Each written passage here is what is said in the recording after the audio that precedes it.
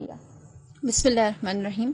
میں تھوڑا سا مقدمہ بتاتی چلوں کہ شیطان جو ہے در حقیقت وہ جیسے سب جانتے ہیں کہ وہ اللہ کی ایک اچھی مخلوق تھا، اور پھر اس کے بعد جب اسے کہا گیا سجدہ کرنے کے لیے اور ساری بات ہوئی تو اس سے گناہ ہوا اور اسے نکالا گیا۔ جب اسے نکالا گیا تو اس نے پروردگار عالم سے یہ کہا کہ اے پروردگار، میں تیری سلطنت سے نکلتا ہوں، یعنی جنت سے نکلتا ہوں، لیکن جب میں تیری جنت سے نکلتا ہوں اور میں اطراف میں نظر کرتا ہوں، آگے پیچھے دیکھتا ہوں، تو مجھے کہیں پر بھی تیرے سوا کچھ نظر نہیں آتا۔ اگر زمین بھی ہے تو تیری ہے، اب میں جاؤں تو کہاں جاؤں؟ تو اس وقت اس نے سب سے پہلے مکان کا سوال کیا کہ میں رہوں گا کہاں پہ؟ تو کہا یہ گیا، جواب یہ آیا کہ جس جگہ پر بھی گناہ ہوگا وہ تیرا مکان ہوگا۔ تو اس نے کہا اچھا، میرے لیے خوراک کیا ہوگی، میں کھاؤں گا کیا؟ تو جواب یہ آیا، جو بھی غذا، جو بھی لقمہ بغیر بسم اللہ کے بنی آدم اپنے دہن میں ڈالیں گے وہ تیری خوراک ہوگی۔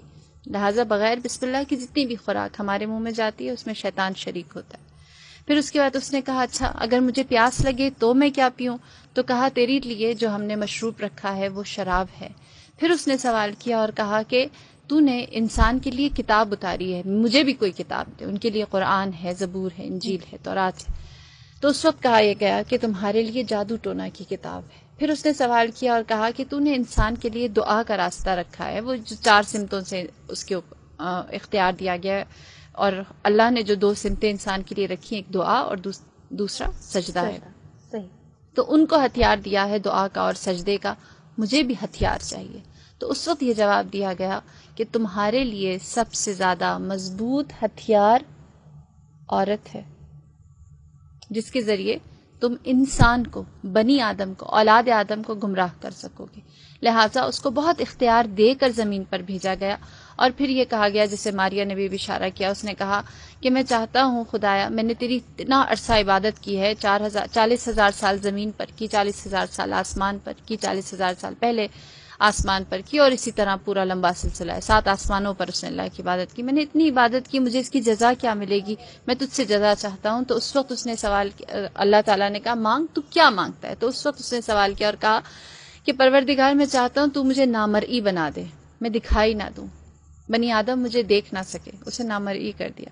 پھر اس نے کہا کہ مجھے اس بات کا اختیار دے کہ میں جو انسان کے ذہن میں خیالات خطور کرتے ہیں اس میں وسوسہ ڈال سکوں، لہٰذا اسے یہ اختیار بھی دے دیا گیا۔ پھر اس نے کہا کہ پروردگار، مجھے یہ اختیار دے کہ میں انسان کے خون میں روان ہو جاؤں۔ بس اس سے کہا گیا تیرے اعمال کی جزا یہ ہے کہ انسان کے خون میں رواں ہو جائے۔ پھر اس کے بعد اس نے سوال کیا اور کہا کہ مجھے آخری اختیار یہ چاہیے ہے کہ انسان کے اوپر جب قبض روح کی جائے گی اس وقت مجھے اجازت دے کہ میں وقت آخر انسان کی قبض روح کے وقت اس پر آؤں اور اس سے وہ چیز منواؤں جو میں منوانا چاہتا ہوں۔ لہٰذا شیطان کو یہ اختیار بھی دیا گیا۔ رہی بات کہ کیوں یہ اختیار دیا گیا، وہ عبادت جو اس نے اتنا عرصہ اللہ کی تھی اس کی جزا کے طور